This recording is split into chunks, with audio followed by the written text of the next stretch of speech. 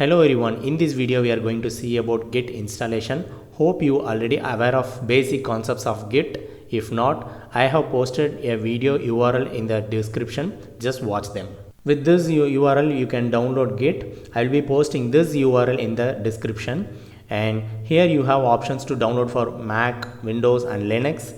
Since I am using Windows, I am just downloading this. It took a minute to download. So once downloaded, just double click on this,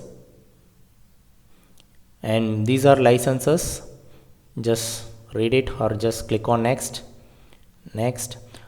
And since I have already installed, this is showing this pop-up, and it is better to go with whatever the default options provided over here. And it is asking whether you want to use master as your default branch, or if you wish to provide a different one, you can provide it from here.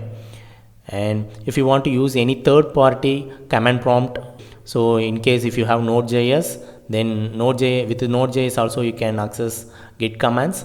So that option you can select from here and click on next. So next I'm going to use only the default option whatever provided over there. I'm not going to change anything. And just couple of screens are there, just click on next. Yeah,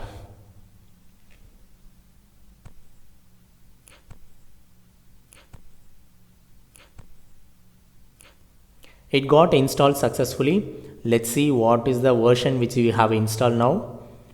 Just type git version, it will show what is the version we have installed. So this is the version. And once you install, this will automatically creates this repos folder. So under users, sources, and you will find repos.